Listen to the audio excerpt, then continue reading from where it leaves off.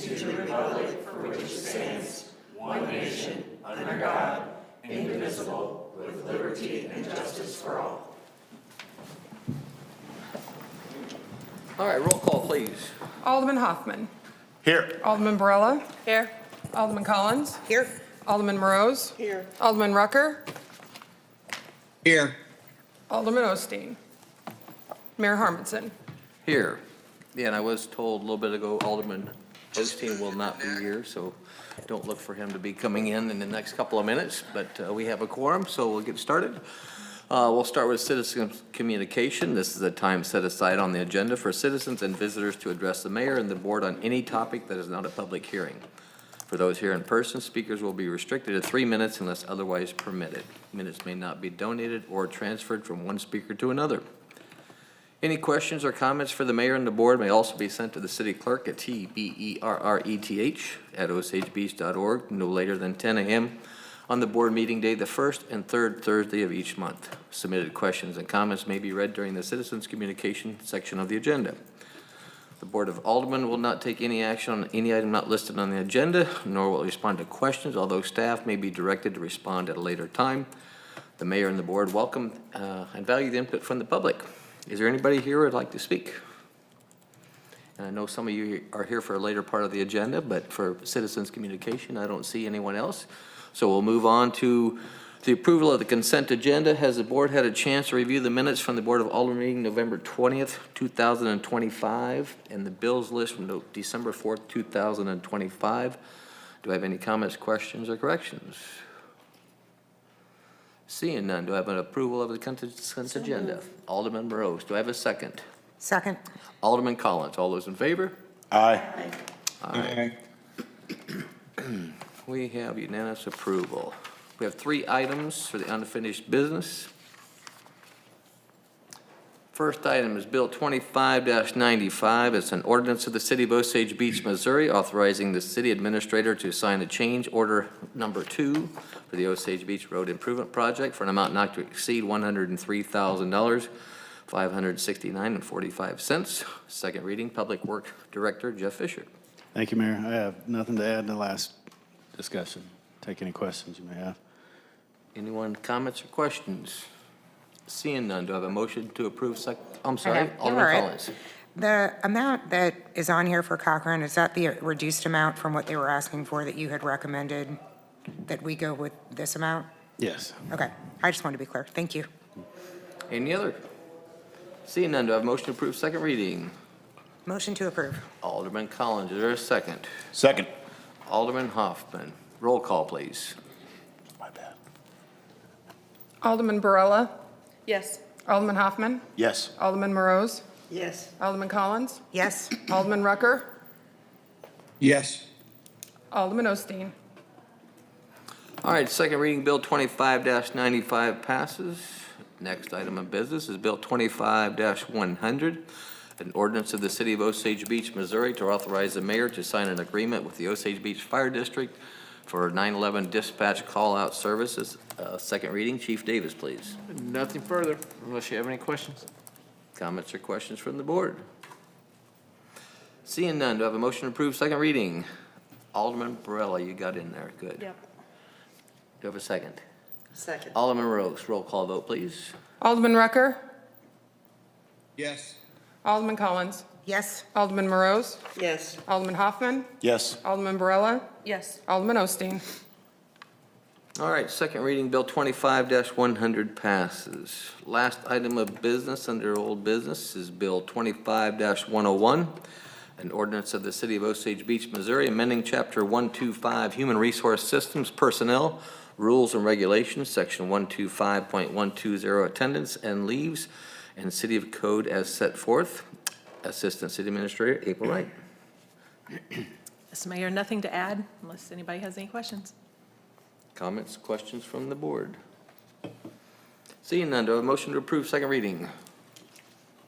Motion to approve. Alderman Collins, is there a second? Second. Alderman Hoffman. Second.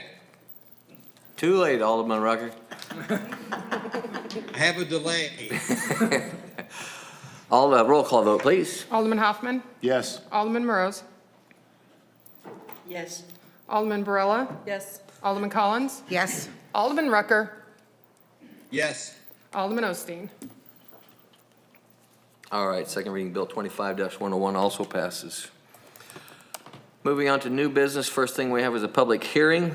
Is there, on the fiscal year budget 2025, is there anybody here from the public who would like to address this matter? All right, Do we have to take a roll call? I'm sorry? We have to take a roll call to open the public meeting and then close it? Yeah. To close it? Open it? We have to take a vote to open the public meeting and then. Oh, we do? Yeah, we always have. I don't, okay. Sorry. All right, do you have a motion to open the public hearing? Public hearing. Yeah, the public hearing. Motion to open. Alderman Hoffman, is there a second? Second. Alderman Barilla, roll call vote, please. Alderman Collins. Yes. Alderman Rucker. Yes. Alderman Morose. Yes. Alderman Hoffman. Yes. Alderman Barilla. Yes. Alderman Osteen. All right, now is there anybody here from the public who'd like to speak? Still nobody. Seeing none, do I have a motion to close the public hearing? Motion to close. Alderman Hoffman, do I have a second? Second. Alderman Second. Collins. Missed it again, I'm sorry. All those in favor? Aye. Any opposed? Aye. All right, public hearing has been closed. Now we're going to move on to Bill 25-103, an ordinance of the City of Osage Beach, Missouri, adopting an annual budget of fiscal year January 1, 2026, and ending December 31st, 2026, and appropriating funds pursuant thereto. This is the first reading. City Administrator Devin Lake, please. Good evening, Mayor, members of the board. I'm happy to present to you the fiscal year 2026 proposed budget. We've had many discussions, but I'll be happy to answer any questions or concerns. Comments or questions from the board? Alderman Collins. Okay, so I went through this, obviously, with kind of a fine-tooth comb. And first, I want to say thank you to Devin for answering my endless questions and providing lots of explanations the first time I've done this, so it was a lot, and I appreciate your patience in doing that. I am going to vote to pass the budget, but I did want to bring a couple of concerns that I had that I really think that we should focus on in the next year, on kind of how we get to this, because I do think that there are some spending cuts that could definitely be made kind of across the board. And I think that we should really kind of be going through that with just a little bit of a mindset that our obligation is to all of the members of the community, and just making sure that we're spending money that improves the lives of all of the citizens rather than those of us who work for the city. And I think that there's some areas that could definitely be tightened up. But overall, I think it was an awesome budget process from beginning to end. I don't really have anything to compare it to, but I was expecting it to be extremely stressful and kind of nightmarish, and it was not, and I appreciate that. And yeah, that's really all I got. Very good. Any other comments or questions? Alderman Hoffman. Yeah, sorry, I just didn't really catch it in there. Did the drone make the cut or not make the cut? It is included. It is in there. It is included. Okay, because I was kind of on the fence on this one all the way through, but we did just have a manhunt 2 days ago from Lynn Creek, which I think spilled over into Osage Beach, if I'm not mistaken, which kind of just highlights that maybe we should be ahead of the curve on this. So I'm glad it got put back in there. A drone was used to locate that individual as well. Was it, whose drone was it? Laclede counties. Wow, Laclede. Yep. interesting. Okay, well, just glad it made it back in then, and that's really all I've got. Very good. Any other comments or questions? Seeing none, do I have a motion to approve first reading? Motion to approve. Alderman Collins, is there a second? Second. Second. Give it to Alderman him. Rucker. All those in favor? Aye. Any opposed? All right. Bill 25-103 also passes. Next, we have a presentation. The City of Osage Beach is partnering with CALO to bring in volunteers who will assist with a variety of community projects throughout Osage Beach. I know I have a presenter, and just before they get started, I just want to let you know that I had the privilege of touring that facility the last week or so, and I was just blown away by the facility itself. It doesn't have to do with our presentation tonight, but it's kind of a, I wouldn't say hidden gem, but if I understand correct, Larry, it's the second biggest employer in the area, and it's just a heck of a program. So above and beyond what they're going to tell us tonight with what their proposal is, I'd encourage everybody, if they get an opportunity, to go take a look at that, do some research on it. But it's really a nice thing they're doing here in the lake area, and so I appreciate the time you gave me. So, are you both going to come up and speak, or okay?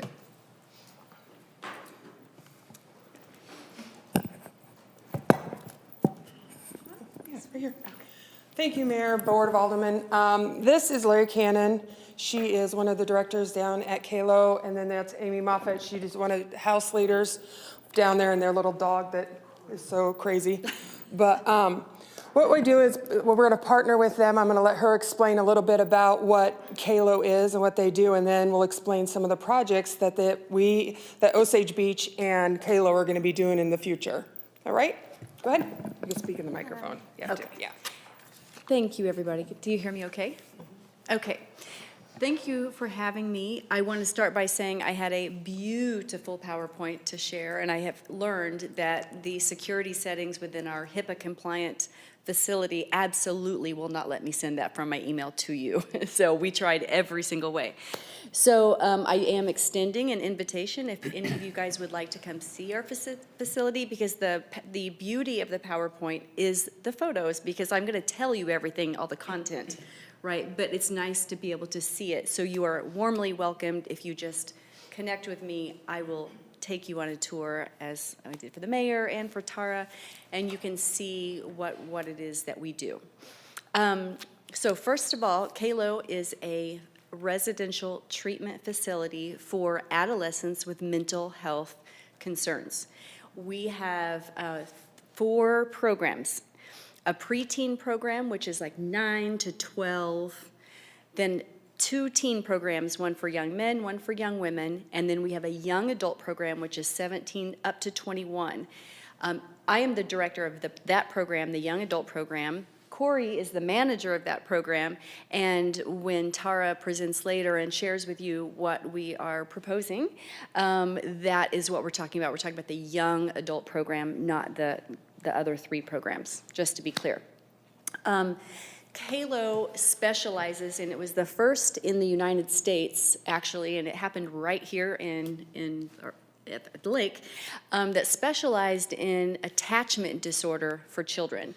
So attachment disorder happens when there's usually when there's an early separation with a child from their biological family. We also specialize in trauma. So all our kids have 2 diagnoses. We've got attachment disorder and trauma.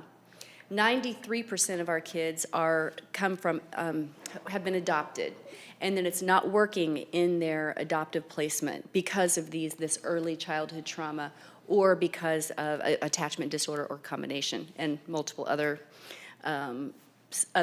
diagnoses usually trail those 2 main ones. So our treatment modality is, of course, residential, meaning they cannot make it in their family, or their family cannot handle them at home, so they come and they live here. They're from all over the United States.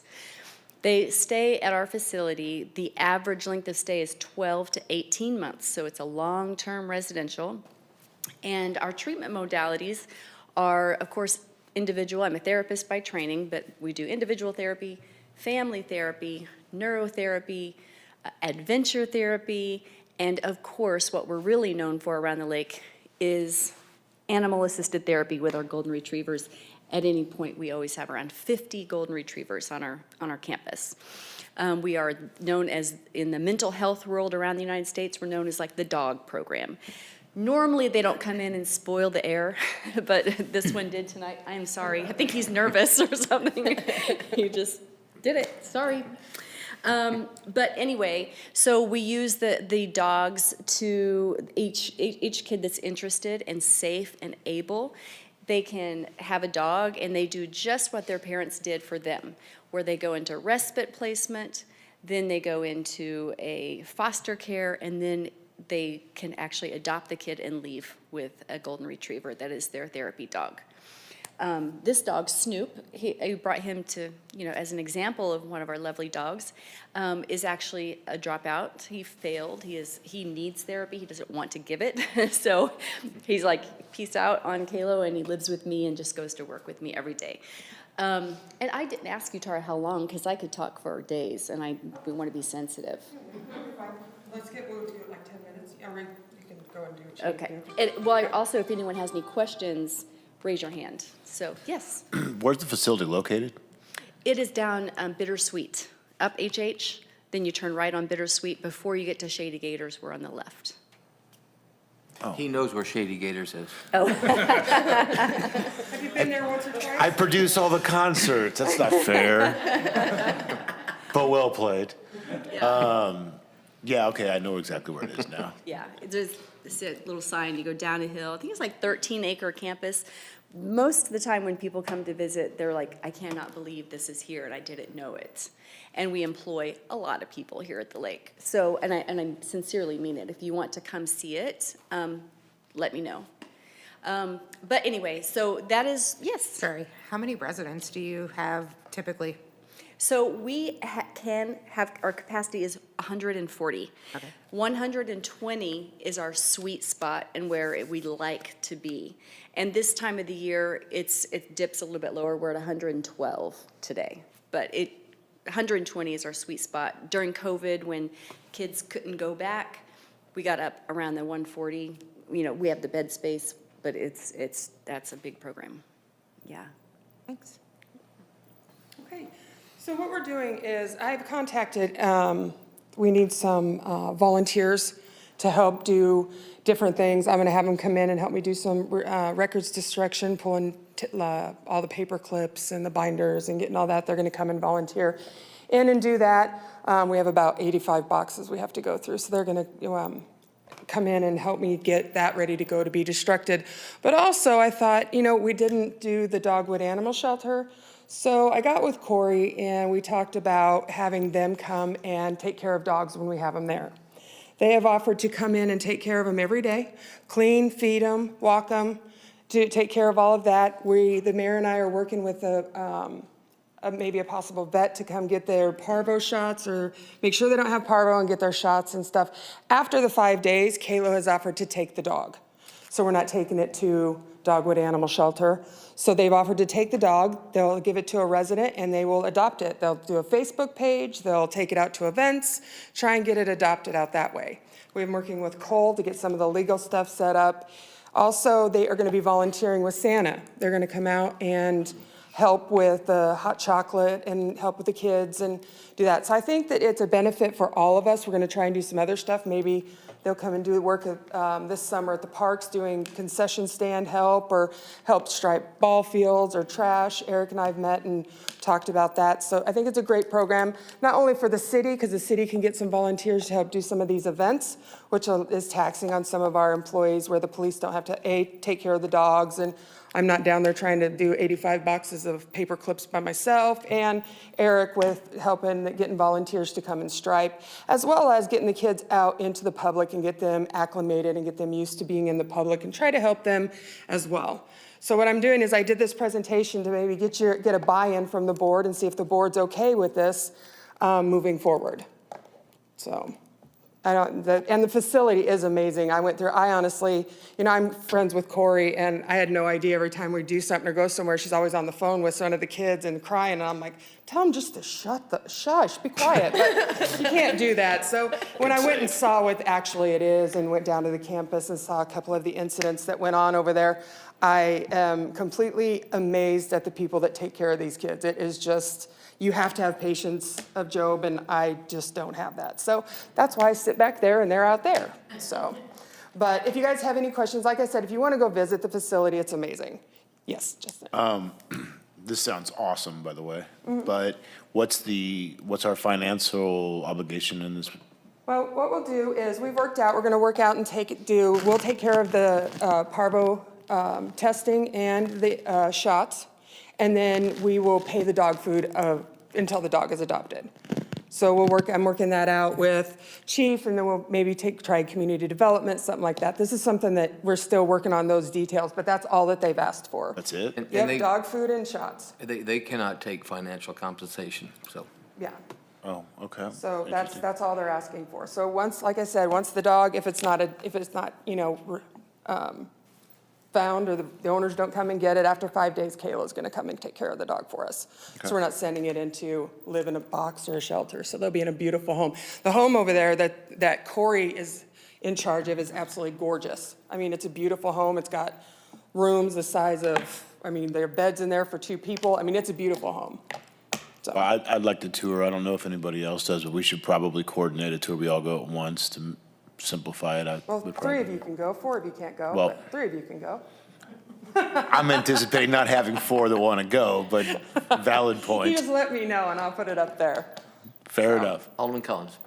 I also want to go, and I love this. Like, I just can't tell you how much I love this. Good, thank you. We're excited about it. I know they're excited, I'm excited, so, and Eric gets some help, so. Just wanted to make sure we got buy-in from the board, so is everybody okay with what we're doing? And we'll get legal on board and go from there? I don't see any Alderman Rucker. Mayor? Alderman Rucker. I just want to say, I've been aware of this program over there for a number of years. Some of the organizations, civic organizations I've been involved in have had opportunity to listen to them and hear about their work that they do. It is an awesome program. I never even thought about them partnering with us and us to be able to give these young adults an opportunity to get out into the community. And I think that is awesome. And I think it's great that we're able to do that. And especially if they're able to assist us in some of our needs. I support this 100%. And I applaud the staff, Tara or whoever it was that reached out from the city about this. Very, very good. Very proud of you. Thank you. Thank you. I think it's going to work well. I think it's a great partnership. I had Holly design a T-shirt. I'll email you guys what the T-shirt's going to look like. It's super cute and fun. But I thank you very much. I appreciate it. Any other questions? We got Larry coming up. Oh, Larry. I also wanted to add that some of our kids are trained to give Canine Good Citizenship certificates to the dogs. So our hope is that when they leave, they've been in our residential home, so they're learning how to behave in a home and with a family, but then they can also leave with a Canine Good Citizen certificate. They can leave with that certification as well. So it would a little bit mimic the prison program where they put the dogs in the prisons and they train them and then they're adoptable. So a little bit, it would mimic that. So I just want to add that. Perfect. Yeah. That's great. All right. Anything else? Thank you guys so much. I appreciate it. Yeah, thank you. Yeah, Corey, Larry, thank you very, very much. Are you going to stick around? Are you sticking around or are you going to go? Because I know that Larry said they have bags for the aldermen up there, right? Thank you. I'm so proud of it. I really am. Okay. I think it's going to be Excellent. awesome. Absolutely. Excellent. Thank you very much. Yes. Thank you. Thank you. Yeah, it's, I know I'm repeating myself, but I was blown away. And when Larry and I were sitting talking, I asked questions and did not know half of what goes on out there. So wonderful program. Thank you, Tara, for starting this. And Corey and Larry, thank you very much again. Thank you, guys. I'll talk to you soon. Okay. All right.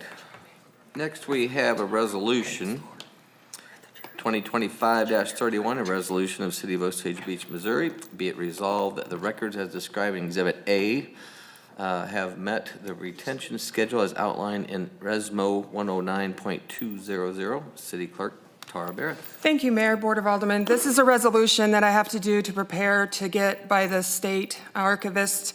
We have to have a resolution to destroy records.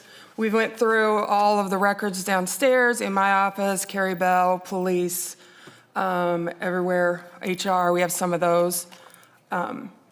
Prosecutor has a list as well from old files. We just need to get rid of them all and start going paperless.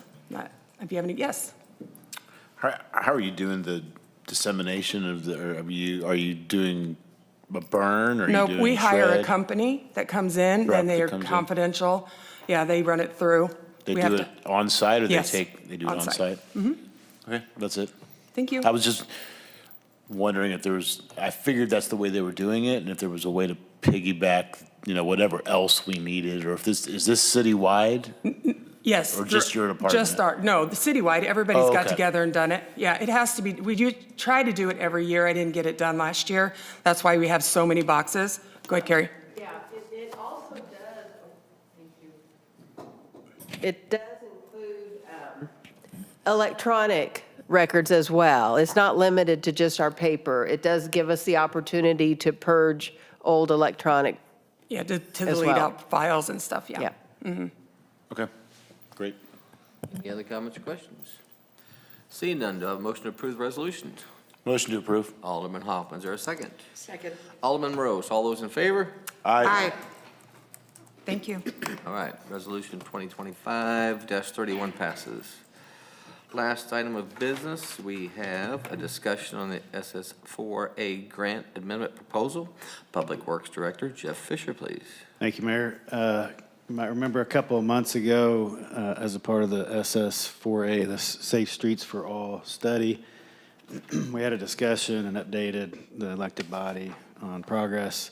We, anticipating we were going to put a new surface on the parkway and restripe, we thought, well, let's take this as an opportunity to consider the bike lanes that were described in the grant application and shared use paths, and there were a number of concerns amongst the elected body and staff with that idea, and so we restriped the parkway as is, and since then have been working on alternatives to the bike demonstration project that was in the grant application.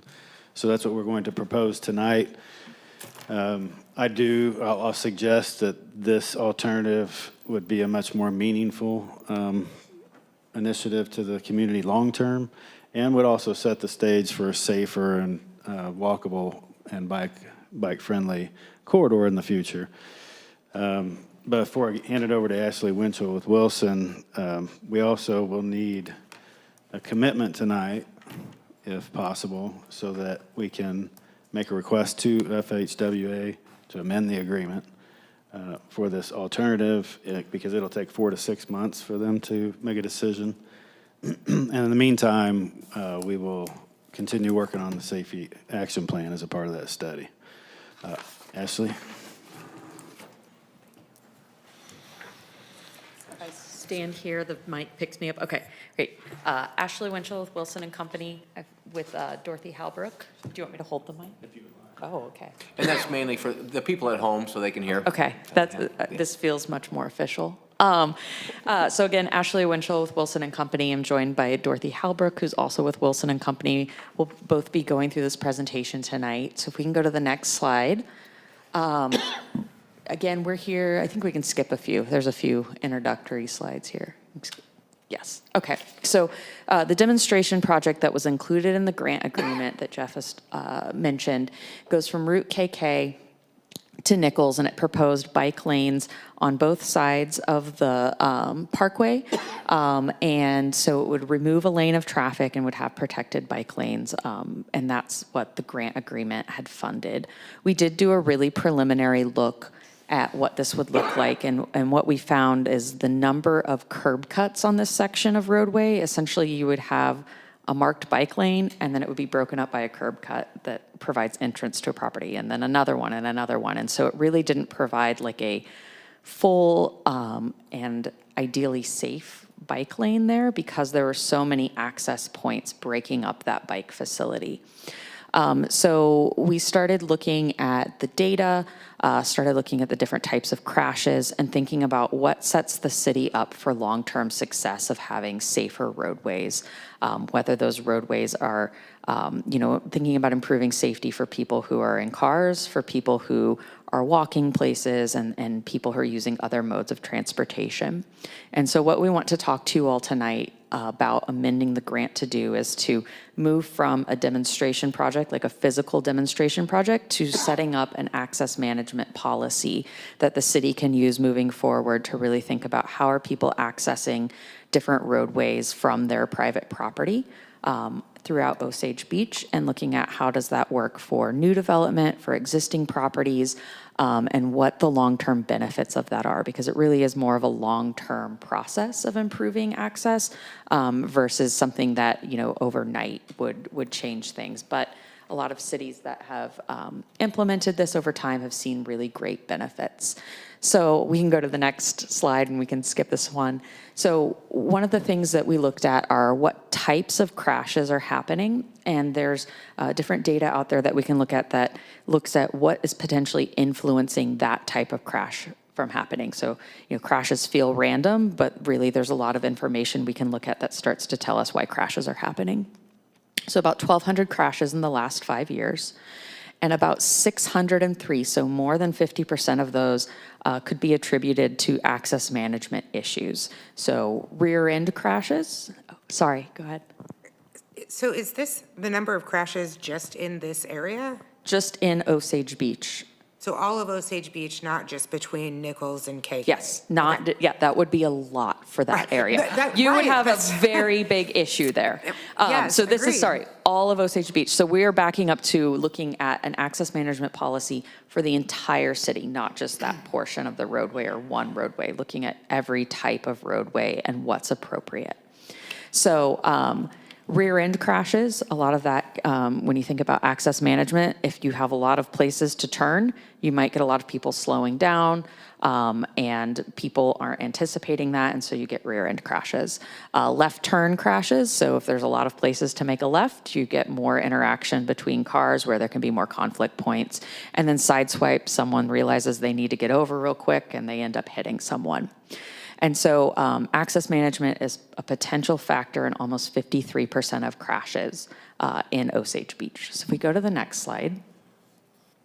One of the other things we looked at is we just looked at the parkway for this piece, but there are 244 developed parcels on Osage Beach Parkway, and 92% or about 40% of these parcels have more than one direct access point off Osage Beach Parkway. So the darker the purple is, the more access points that property has. And so you'll see some really tiny properties that are dark purple. So you might have like 120 feet of frontage with 4 access points. So almost the entire frontage of that property is somewhere where someone can turn in or turn out.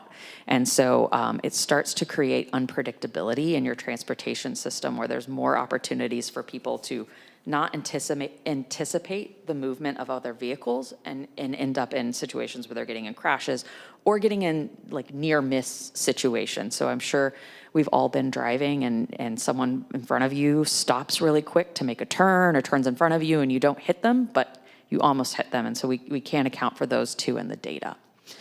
So if we go to the next slide, I'm going to pass it to Dorothy, who's going to talk a little bit about what is access management, what are some of the benefits. So access management policy, this is a tool that we use to help minimize roadway crashes and improve the traffic flow. We take these entrances, say if you have Osage Beach Parkway, you might have 2 driveways and then you want to modify it so you have people, maybe we take it down to 1 point, but then we have side roads where we have slower speeds so these people can access it from those points. And so it's a lower chance of having a crash, and if there is a crash, it is more likely to be a property damage only, and so people aren't necessarily getting hurt because the speed associated with that is not as high. Another thing this does is it defines how property owners can access their land from the public right-of-way, so we really sets these people up to be successful on where those points are. This aims to preserve access while reducing those crash risks, and congestion. This involves design application and control of entry exit points. So this can be what those entrances look like. So you could have one parcel that could, like Ashley was stating, there's 120 feet, like they have 120 feet of front entry, but then 100 feet of that is actually an entrance. So as a driver, as you come up to that, you don't really know where to, take your left or your right from, and it just kind of creates a space where you could have, 3 or 4 people kind of lining up because they don't really know where to leave the property or come into the property from. And it's just a good point to say that thoughtful access management can enhance the safety and support walking and biking and reduce that trip delay and congestion. Next slide. Some of the ways that we can, within our policy that we can provide is limiting those curb cuts. So taking businesses where they have 4 entrances and say a new development comes in and we try to look at what their property does and take it maybe from 4 to 2 or even maybe 1 and make sure that that entrance is designed to accommodate the traffic that they're seeing. Are they seeing, these big trucks with boats turning in? Or are they needing a delivery truck? Or are they just a 7 brew that just needs a smaller box truck to get in? So just designing it to be appropriate. Promote that connectivity. So you're encouraging shared driveways. So if you have 2 commercial like fast food industries, maybe they can do a shared entrance instead of having 3 entrances between the 2 lots. And then cross-access arrangements. So as you have entrances, intentionally placing them across each other instead of having them skewed. So as you're lining up, you can look at the person across the street and predict a little bit better where they're going. Design standards, so like I said, making sure that the turning radius is appropriate for the vehicles that are accessing the properties, and making sure that the size and amount of entrances make sense. And medians and turn lanes, so this is where, maybe you only need a right-in, right-out entrance. You don't need people crossing 5 lanes of traffic to get to the other side of the road. So it's just providing people with safer ways to get through your roadways. Next slide. Okay. So there's 2 maps here. The first one is all of the crashes within Osage Beach. Or is that all of Osage Beach Parkway? Yeah. Yeah, so this is our heat map. So just kind of showing you along Osage Beach Parkway where we are actually having all these crashes. And then the bottom map is where we have intersections and you have an access point that is within 100 feet of that intersection. So what this is showing is you have intersections with really close entrances to those intersections. So as you're coming up to, say, a signal, and you've got 2 entrances on your right, it's really hard to focus on what that signal is doing if you have potential for people to be coming to this from the side of you, or they're trying to cross right in front of that signal. So it's just another note to state that as you can kind of see between the heat map as well as the following map that those kind of really add up. So the more access management you have, you really can start to eliminate those crashes. And so there is data out there from the National Highway Association. So they have proven countermeasures. And so one of the proven countermeasures is access management, where they've shown that there's a 25 to 31% reduction in fatal and serious crashes on corridors that implement access management policies. So I think that there really is a lot of potential to, over time, reduce these crashes, reduce fatal and serious injury crashes, and potentially reduce PDO crashes, so property damage only or minor injury crashes, which gives PD more time to respond to things that aren't fender benders, that make sure people are getting home safely, really creating the opportunity for people to move safely through Osage Beach. And I think one of the things we've been thinking about is there's a lot of visitors in Osage Beach, and so people who aren't familiar with the road system, where to turn, what's going on. And so if we can create more predictability and kind of design it to force people to make good decisions, that there's some opportunity there, since you may have people who only have been here once and they're trying to figure out where to go, and there's lots of places to turn in. And then the other thing we looked at is how many access points there are. So we're looking at about one access point every 100 feet. So if you're thinking about people who are walking on sidewalks on Osage Beach Parkway, they're potentially coming into conflict with a car every 100 feet that they're walking. And that's, one of the things we think about too is how to reduce interactions between different modes to reduce potentials for people having conflict. And then one of the other things to think about as new developments come in, if you have an access management policy in place, you have requirements to put them to make good decisions about how to access the property, but they also know from the beginning what's going to be expected of them so that they can design their property around that. So at the next slide, we'll talk a little bit about future development and current development. So I think, the big thing we understand with this, and lots of cities have done this over time, is, there are a lot of developed properties out there that have multiple access points that have come to build their business around that, and we understand that. And so that's one of the things that this policy would need to look at, is how do these changes happen over time? How do we work with existing property owners? If something like this were put in place, it doesn't mean the next day that they all need to go out and change their access, right? It really would look at, okay, if they're making a certain level of improvements to their property, do they need to look at that? If the property is being redeveloped, do they need to change things? And then for new development coming in, it'd provide a consistent framework. So essentially, if you're on a certain type of roadway, you'd have certain rules about where you put your curb cuts and how they're accessed. You'd be able to review that when you're designing your property, when you come and talk to the city about how you're going to develop your property. That's something that would be put out there. So you can anticipate those requirements early, but you can also build in some parameters because you can't plan for every single situation, right? So also making sure that there's flexibility in there so that when different situations come up, the city has good guidance on how to accommodate different needs or different things.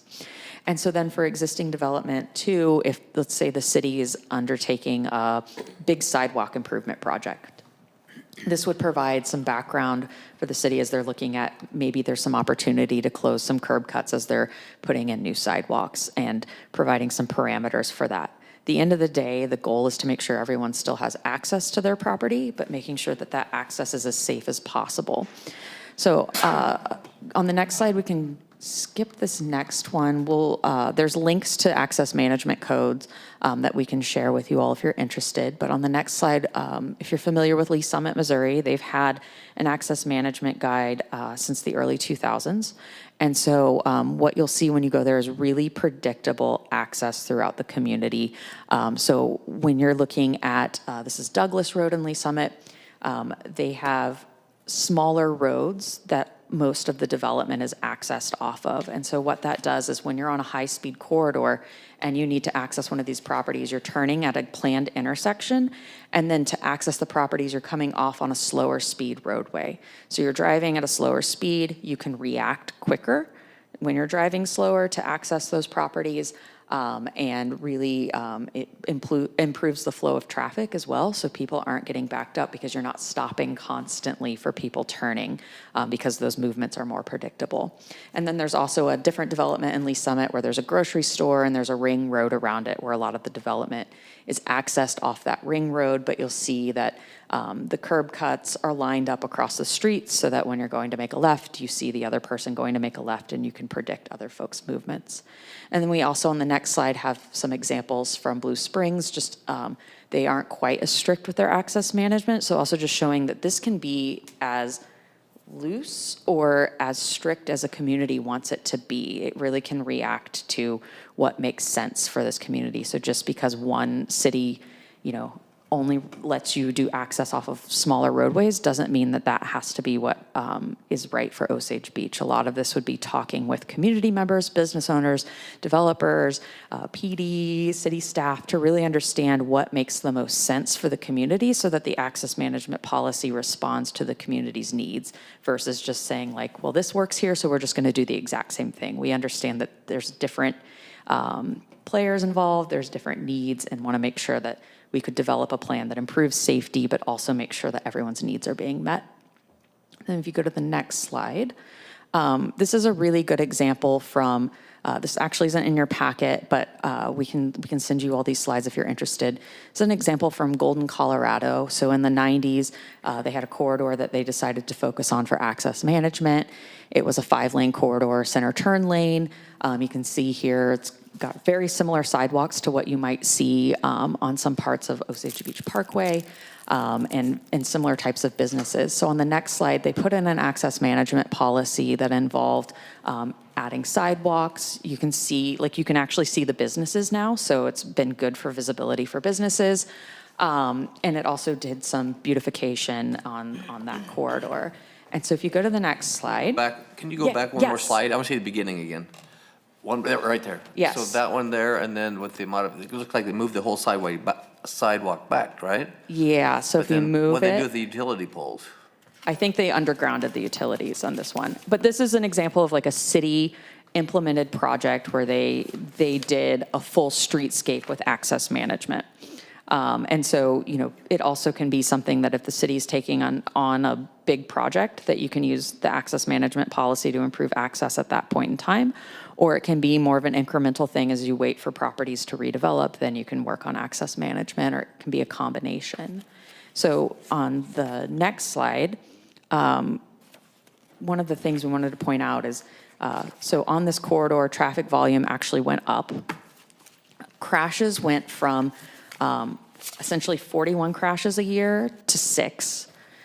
Fatal and serious injury crashes, so there were 31 over 3 years in the 90s. There was 1 over 4.5 years after this project was implemented. Reduction in the crash rate, reduction in average speed, but they also saw a 60% increase in sales tax revenues. So it actually benefited a lot of the businesses on the corridor and made it a more attractive place to do business. And so I think there's a lot of benefit too in some of these policies and how they're implemented and how they can really improve business, improve safety, and it really can be as much or as little as the community wants it to be. But we also, if you go to the next slide, next steps. So we did present to the Safety Action Committee. We'll be meeting with them again. We're working on the community survey. I hope you all have seen that. If not, we can make sure you all get the link. We've been doing road safety audits, so essentially going out in the community and looking at different roadways and what those issues are, which really brought up this conversation, and identifying some of the safety issues and needs reports. And that'll be coming out, and then working on a Vision Zero policy, which will be before you all, and we can talk to you all about that at a future meeting. But tonight, we really want to hear what your questions are, and talk to you all about a motion to approach the FHWA about amending the grant to take on this work versus the bike lanes on Osage Beach Parkway. So that's why we're before you all tonight, and just kind of starting that conversation. Just want to make one more point before we field questions. We see evidence that we've already been thinking about these things more recently. Carrie and the people that have been reviewing plans have been thinking about this. Now we're just suggesting we put this into a written policy. And the big benefit beyond what's already been stated is the development community and business community will have that coming in. It's there on the website, just like the design guidelines. In fact, it'll be integrated with the design guidelines. And so the developers or engineers will be able to make decisions before they ever even propose something to Carrie and have review. So it should save them time and money haggling over access to the parkway and other streets in the city. All right. Questions from the board? Alderman Morose. I've got a couple of questions and maybe even some kind of discussion. If you have shared driveways, which I understand that as far as eliminating a lot of people making a left turn or whatever, wouldn't we have to also get some type of easement or from the property owners that we're sharing it? I mean, and have to be in agreement with the petition if they don't want to do that. So I mean, I don't know how, I think that's, I just don't know how that's going to work. So that's a really good point. And so there's a few ways that can happen. First off, if there's existing businesses that are next to each other and they they don't want to have a cross-access easement with each other, then that's between them, right? Like the city can't necessarily say you will have to do this. And so that's kind of where the policy comes into place. It can encourage that, but there's certain things that you just can't require, right? Like you can't require your neighbor to let you on their property. So there's certain ways that the city can work with folks, but if that's not an option, then we can make sure that whatever access they do have is as safe as possible. Now, if you think about, let's think about where the Hy-Vee and the Target are, where a developer's coming in with one big master plan. Then you really start to have the opportunity to say, you all need to have shared access. You need to put these easements in place from the beginning of the development and move forward with that. And so there's probably more opportunity on future development to put in some of those requirements when you're working with like a master plan. But totally hear you, and I've worked for cities before where you can't tell, I mean, like, you can talk to them and tell them the benefits of it, but if they say no, they say no. You can't force them to do it. And so that's part of this too, is, you can't. Okay. Yes. Well, and I appreciate that, and I think that the situation at hand is a very good idea, because like you say, there's so many driveways in our limited area. The more traffic we're going to be getting once the development really pops open, excuse me, and talking about bike lanes, and you were mentioning on each side of the parkway, and that if you're doing that, I don't know how that works as far as the land, because we don't want to take the proper, I mean, the line from the lane, each lane, we can't make the lanes narrower.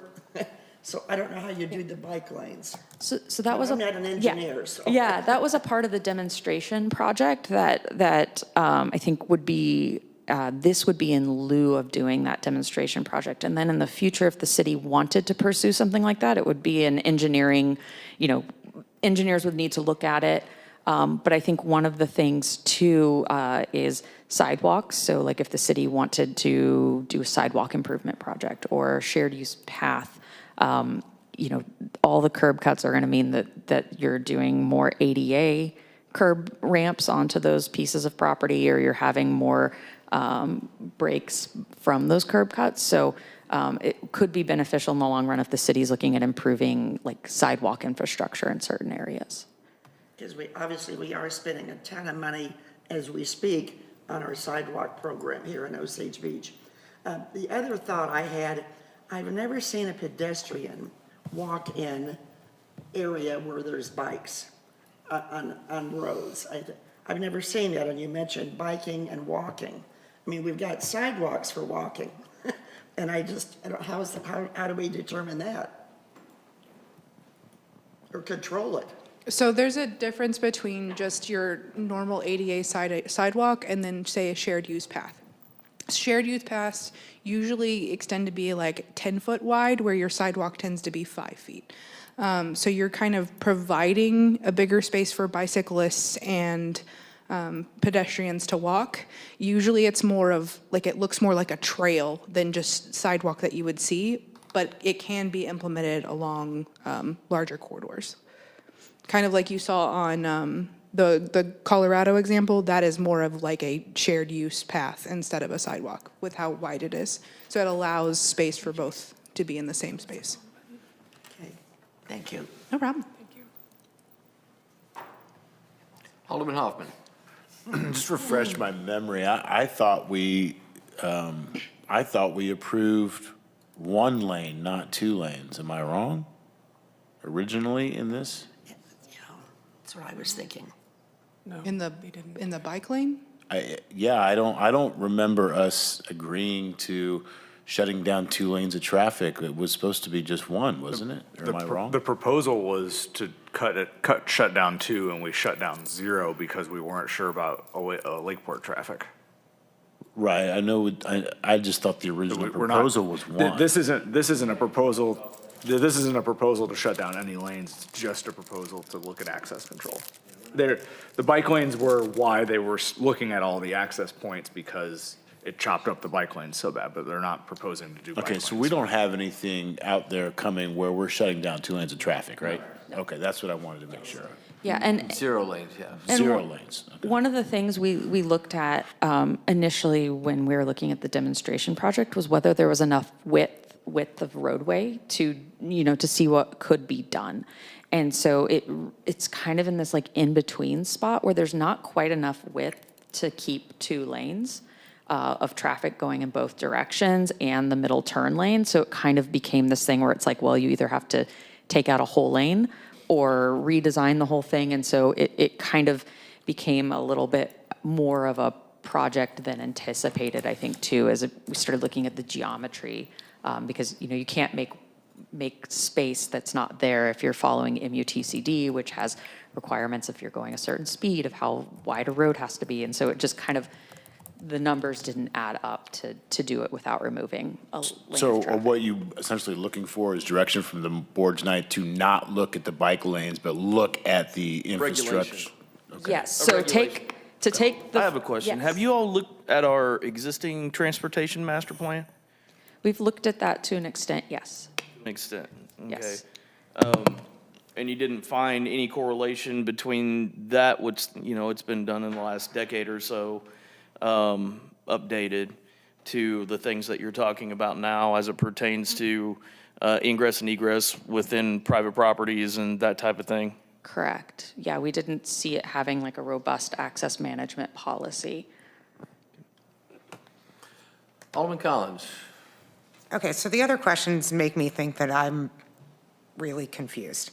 Okay, so when I read through this, what I thought we were doing is scrapping bike lanes completely, and there are no more bike lanes. And the money that was in this grant to do bike lanes, instead, we're going to get rid of bike lanes in their entirety and study access. Yes. And then you would make a recommendation on an access management policy based upon this study that is paid for by this grant. Yes. Am I correct so far? That is a perfect description. Okay. I'm pro bikes, so we'll just start there. Yeah. But this is only talking about between KK and Nichols? The entire city. An access management policy for the entire city. Okay, all right. Demonstration, we put the demonstration project up front to explain what we're swapping out. So this would be removing the demonstration project and replacing it with an access management policy for the entire city. Okay. Jeff, can you summarize what we're doing here? Yeah, well, you did. You're right. We're removing the bike lane demonstration project from the agreement and replacing it with a study or a policy, access management policy, which will take months to work through because we'll have to work with the business community, developer, the action committee that we've already been working with, and then back to the board before we can make a recommendation. So I guess the thing that I'm kind of getting hung up on is Osage Beach Parkway is already pre-developed, right? So it's only going to, making changes to the access management is only, for the most part, going to affect businesses who are already there. So we're going to ask them. It would not, so. Yep. It would not if you were all to pass a policy, it wouldn't necessarily mean that the next day or in a certain amount of time, they would have to change their access. I Okay. understand that, yeah. Okay. But you had said that Carrie, what were you going to say? Yeah. So what this would be similar to our design guidelines that we have now. It would be a regulatory document that would regulate ingress and egress into private properties. That would be a regulation that every developer that would come in, whether it be for a large-scale property for multiple retail sites or an individual property with one restaurant, it would govern how they would be able to access their property and by how many road cuts they would use. Okay, so the ideology is to, reduce the amount of road cuts so you have less opportunities for in and out and into traffic. which, you know, candidly, we already do, you know, to a degree, but you're exactly right. From the perspective of our main thoroughfare being Osage Beach Parkway, it's 95% developed currently, and for us to do much good on Osage Beach Parkway, it would be us going back retroactively in the future to correct some of what has already been approved and developed since 1980s, okay? Which I think is sort of sketchy to a degree. You know, what I would tell you is, you know, we do have Pruitt's Point. If you look at Pruitt's Point, it's exactly what they're talking about. It's got ring roads, it's got interior roads, and they're accessed within. And you know, I can tell you that we've got a situation, you know, with a restaurant that wants to come in that we're working with MoDOT right now on their access. And it takes into account everything having to do with transportation safety and all those things. I don't think that having an additional policy that we can hand to someone, you know, up front, as long as it's our policy that we put together with the needs that we have and not from some other community or, you know, some book of standards, you know, because they're going to have to, you know, it's going to have to understand that with the topography and everything that we have, a lot of our lots are shallow. So there's not room for frontage roads on every project that's going to come in. But controlling traffic in and out, whether it be, you know, right in, right outs and those type of things, that would be something that the policy or that the guideline that we're talking about would address, that we can give to developers up front and say, just so you know, this is how you know, what you need to use as a guideline to design the access to your project or to your building.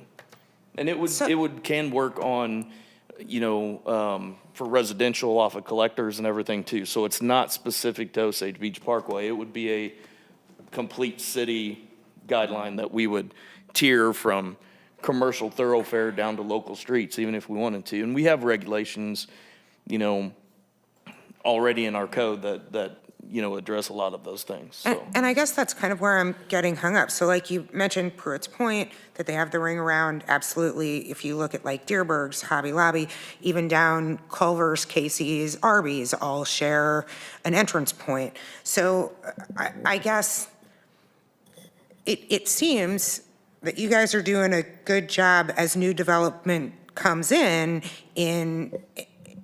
keeping this minimal. So the only option that we really have then to implement, the only reason to do the study would be to go back to existing businesses and say, hey, the stuff that you did in the 80s before we realized that this was going to be a problem. And the existing ones would be considered the problem currently. I wouldn't say that development that has taken place in Osage Beach probably since the year 2000 is the issues that we're dealing with. It's the stuff that was here before then. So yes, to a degree, that is correct. okay, then the only other comment Mayor? that I will make is I was under the impression when we were talking about adding the bike lanes is that there wasn't the intention to just completely scrap that idea and not do it anymore, but rather to hold off until we have a little bit more information on what traffic patterns are going to be with Oasis. And this is the opposite of that. This is scrapping that completely and using that money to do a study instead, correct? Is that?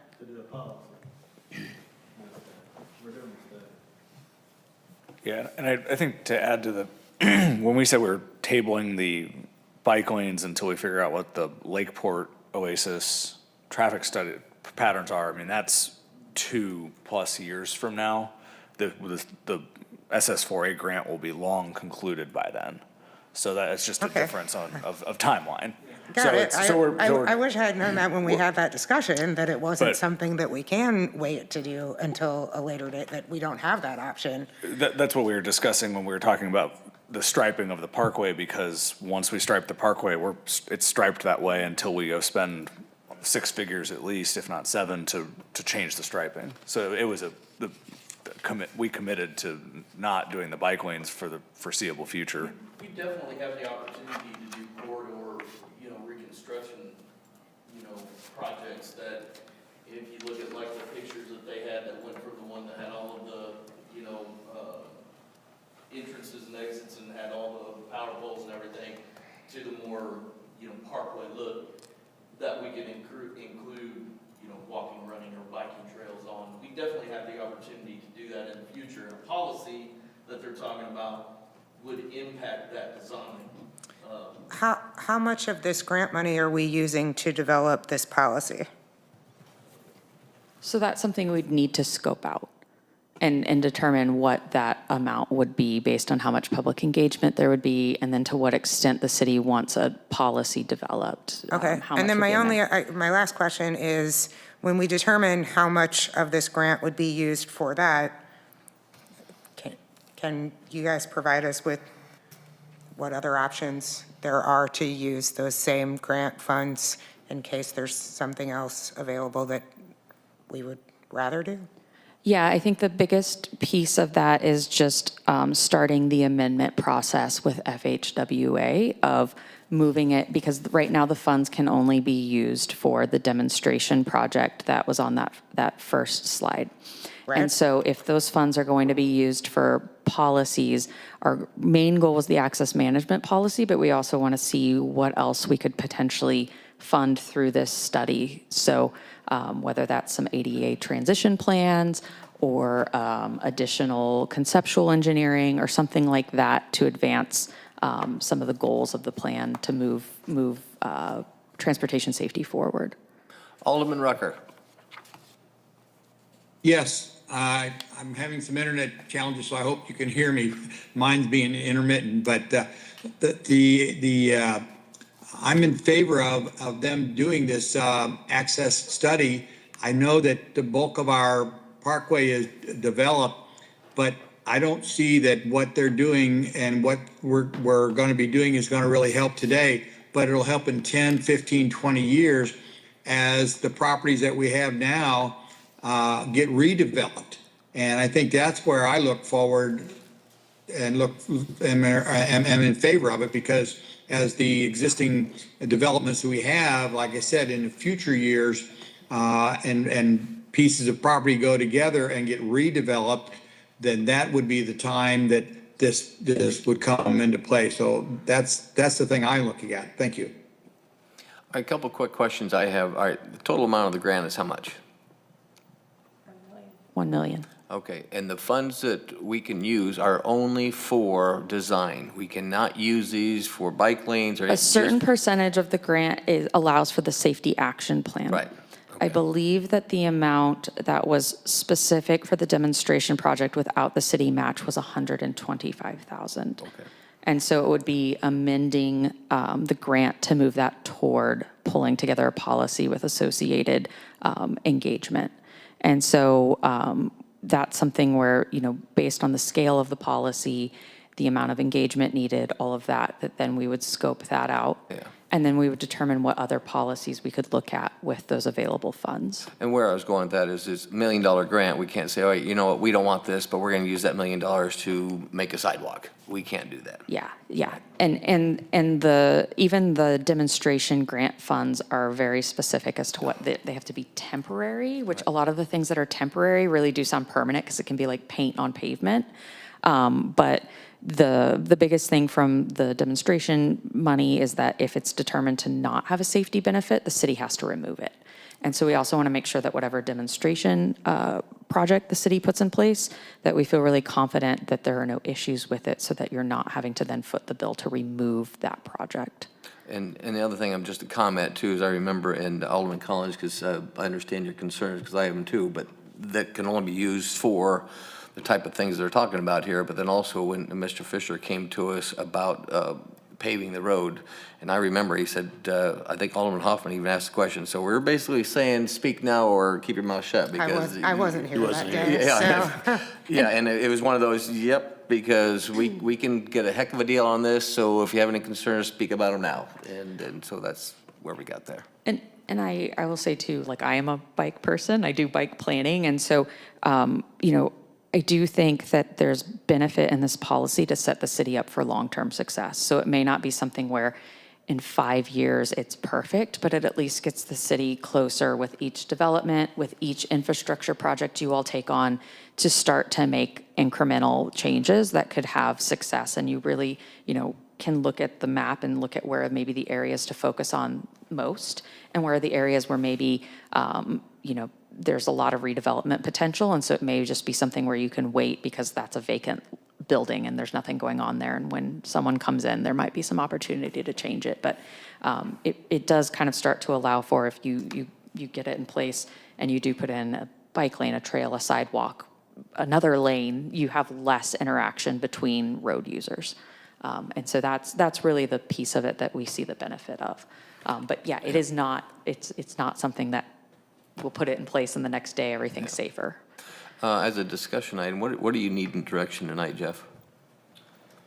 It would be nice to have a commitment to amending the agreement to remove the bike lane demonstration project, and replace it with an access management policy. Okay, yeah, microphone, please. Oh, sorry.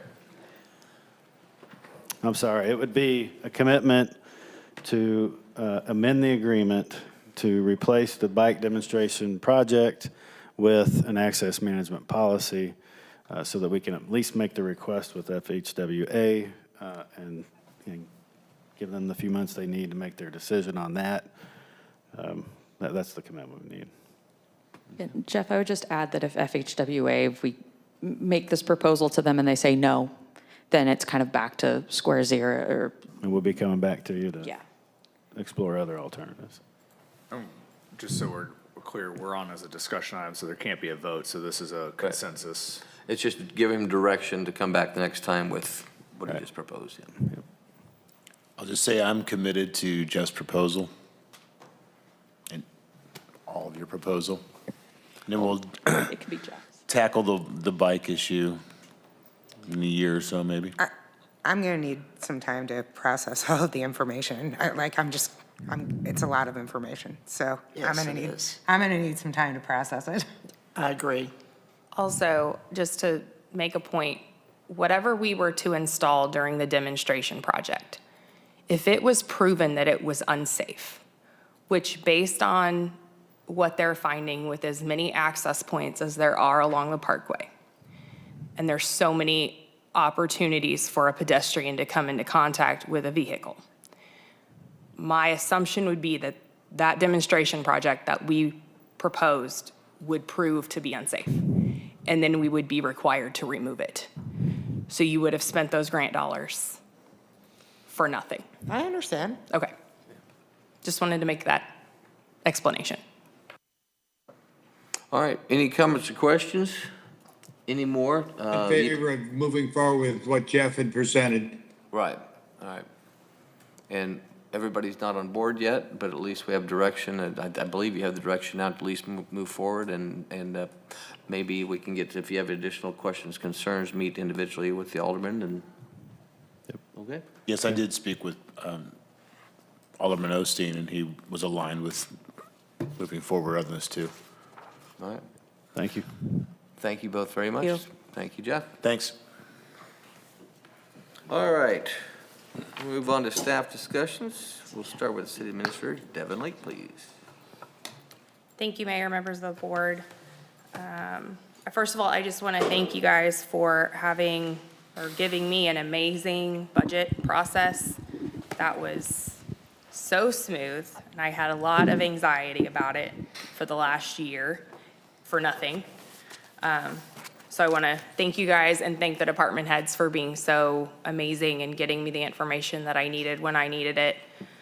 Secondly, I had emailed the board today with the utility rate public hearing information so that you guys are aware of that. We will make that effective March 1st if that passes your approval. First reading will be January 22nd. And then the second reading will be in February to go into effect March 1st. That's all I have this evening. All right. Assistant City Administrator, April White. Thank you, Mayor. I don't have anything except just congratulating Devin. I know there's still a second reading, but I was little to no help this year on the budget, but she and Carrie were just sharing emails back and forth, and I was just copied on them, and they just did a great job, and I was very impressed, and just wanted to congratulate them on that.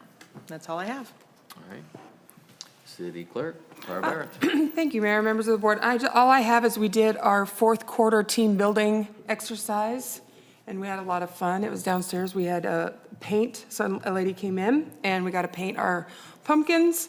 We had lunch, and so I just want to let you know it went really well. I think the mood up front is getting much better, and we're moving forward.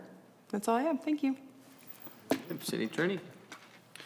Thank you, Mayor, members of the board. My only update is that we have been meeting with the Outlet Mall team again. We had another very productive meeting yesterday, starting to get into the nitty-gritty of the financing of it. There were some really good things came out of yesterday's meeting. They've got some really cool ideas. And now begins the sort of back and forth on what works, what doesn't, and how do we make this happen. So that's really all I have, but so far so good, and I'm happy to share more updates with you offline if you have any questions. Very good. Chief Davis. We have our Shop with the Cop coming up next Tuesday at Walmart. We've got 25 kids that we're gonna go shopping with, $150 each. And then the week before Thanksgiving, the ambulance did fill the ambulance food drive at Hy-Vee. So they were hoping to take it over that afternoon, but Hope House was closed until Tuesday, so they took it over this Tuesday. Ambulance full of food and $800 cash that was donated and raised, so they did that. That's all I've got. All right, very good. Oh, do we have one more thing?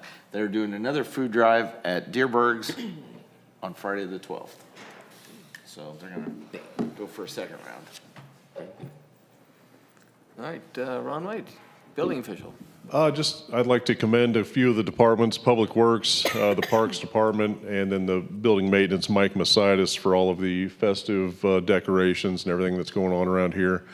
City staff is now in the middle of a competition as well for decorating their office areas. But it's definitely, if you haven't been in the festive mood, City Hall should get you there pretty quick. The last thing I'd like to say is commending our Public Information Officer for a job well done. We got a comment from one of our daughters last night asking who's in charge of the city webpage. It's so, it's so cool that you've got pictures of Alderman Hoffman and at the Pancake House, and you've got the folks with the leaf blowers. She said it's nice for those of us who aren't in city government to see that those are real humans that work there. It's like they've got a personality and everything. So thanks. Shows a lot about what you think about your dad. Am I supposed to say thank you right there? All right, Carrie Bell. I don't have anything to report this evening. All right. Eric Parks, you got anything? Yes, sir. Thank you, Mayor. Just reporting where's the Parks team starting to dismantle the baseball field 1 at Phoenix Park, to make way for the first 2 phases of the Phoenix Park improvement plan, which is to include a new playground and a pavilion. The new playground equipment arrives in mid-December, and we're hoping to move forward with installation as long as the weather cooperates. Just a reminder to the public and to echo Ron's comments, just a shout out personally to the Parks team for doing such a great job and decorating City Hall with the lights. Really looks good. And we do thank everybody for coming out to the Santa at City Hall event this past Tuesday. We do have 4 more scheduled. December 6th and 20th is Saturdays from noon to 4 p.m. I will tell you, this Saturday, the 6th, Twisted Tony's food truck is going to be here on the 6th and 20th. And then this Saturday, Dogwood Animal Shelter with rescue dogs and Forget Me Not Horse Rescue with some ponies will be here too. So come out and see them. And then the other dates, Tuesday evenings, the 9th and the 16th from 5 to 7 p.m. Bring the kids out, get some hot chocolate, meet Santa Claus, and just have a good time and enjoy the lights. That's all I have. Thank you very much. Human Resources, Madeline. Thank you, Mayor, members of the board. I'm back. I don't really have anything to report except just saying a thank you to those who picked up the slack in HR. It's be Torrance, Lena, Caitlin, Devin, and April. But happy to be here. Yeah, it was easy. Sorry, April. All right, Eric Hundelt, Marketing Director. All right.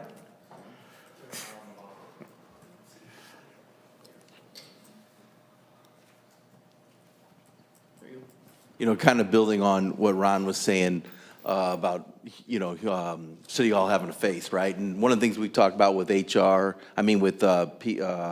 and stuff like that is how do we humanize City Hall, right? And so whether it's the stuff that Ron just talked about, the things that we're doing on social media, the things that Holly drove with Alderman Hoffman on the Cup Coffee Today program, where we have about a half a dozen people come and show up and talk about. We're saying a dozen. What's that? We're saying about a We're saying a dozen. dozen? All right. Well, I got there a little bit late, so I'll give that to you. But no, so a lot of great things are going on. The other thing that we're doing when you talk about humanizing City Hall was about a month ago or so, Chief Davis introduced me to the Lake Career and Technical Center. And we followed up with them, and Jeff and I went down there right before Thanksgiving and got to meet with their team, and we got to get to tour the facility and meet some of the great instructors and the great people down there. And Eric, I know they talked about you going down there and volunteering with mock interviews and things like that. And they've got a great ag program. They got a great welding and building management program and things like that. And so Jeff and I put together a proposal that we shared with April and Devin on things that we might be able to do with the city in the school and whatnot. So I'll be sharing that with everybody here shortly. So pretty excited about that. On the sports feasibility study, we're on track. We actually signed off on the survey today. That'll be going out tomorrow. All the outreach will be starting tomorrow. So be on the lookout for that. And then, lastly I thought the thing with Santa went really well. I was talking to Caitlin. It seemed like we did more people on our first night this year as we did the same time a year ago. So feel really good about that and looking forward to seeing how the rest of that goes. So nice job to the team there. That's all I got. All right, thank you much. Jeff Fisher, you got anything else to say? All right, Kerry Patterson. Same for me, Mayor. Thank you. All right, Alderman Collins. Not to jump on the bandwagon, but the only thing I had on my list to talk about was just how great the decorations look. So everything else in my brain is budget related, and so I'm happy to not have to think about that anymore. All right, Alderman Rose. No comment. Thank you. All right, Alderman Hoffman. Yeah, lights look awesome. Some of them got moved around for some businesses who were wanting it, so I thank the Parks team for that. The community cup this morning, I thought was great. I've had a lot of people reach out. So Holly, well done setting that up. I thought the conversation up there was really, really good today. And I know Holly's looking for the next place to host it and and she wants to start finding some businesses that want to sponsor it and be interactive with everyone who comes out. So I hope that all the businesses out there take this opportunity. It really worked out well today, and I'm sure it's going to do nothing but grow in the future. Lastly, the Army-Navy game is this weekend. It is, if you haven't ever watched it, it's awesome. It's a bucket list item for myself. And there's a good chance that Jeff and I, both Navy guys, will be rooting against Mayor Mike and his Army team. And we probably put a little side bet on that, I'm thinking maybe, now that gambling's legal in Missouri. So, but go Navy and go Detroit Lions tonight. All right, thank you. Alderman Barella. Nothing to add. Thank you, Mayor. All right. Alderman Rucker, you got anything for us tonight? No, sir. Nothing tonight. All right. I just have a few things. I too want to throw out kudos to Holly, our community cup. For those that don't know, she put it up. She started this, and it's listed on our website. Share your questions and ideas with the mayor. I was featured today. Of course, Alderman Hoffman thought it was a free breakfast, so he showed up too. Just kidding. I paid my $16.54. But no, but thank you to Brett and the Pancake House. It was really neat. Yeah, we had I think about a dozen came and went, and we had some developers that showed up, and a couple of concerned citizens. That's one thing that we've said is we do want open lines of communication, and if we're doing something wrong, or if you have some questions, we want to hear about it. That's the only way we can make it right. So appreciate that, Holly, it was great. The other thing I wanted to show you too, on the Sunday, the 23rd of November, if you remember, we did the Jeep invasion, and so we were contacted. They were giving out meals to veterans for Thanksgiving. And so Joe got a hold of myself, and we had Alderman Hoffman also, and we served turkeys and foods, and actually we had more volunteers than we had people go through. I mean, people came out just to help. They had turkeys, they had pies, they had everything for the making. So my wife came with me. We handed people big turkeys and handed food out, but then they presented to me to give to you, and this is pretty cool. If you can see this, this is from the Jeep invasion. So I'll let Mike put this up somewhere in the atrium, but isn't that neat? It was hand etched from the Jeep invasion. So they appreciated our efforts and our donation, and hopefully that thing will just keep building more and more and more. So thank you to Joe and the Jeep invasion folks. As the Oasis, I don't know if you saw, he was on with William Holtz yesterday, but he had a really nice summary of what's going on. They're becoming activated again. They should be fully activated here pretty soon. Everything's been funded. They are going to start soon. You're going to see a lot of work. They'll continue, and the winter's not going to slow them down, or at least stop them.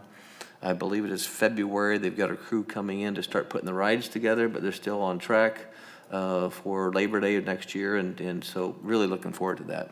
And then the last thing too is, like Cole had said, we did meet with the developers from the mall and the Bass Pro, and myself and the staff. We had Alderman Osteen also was there.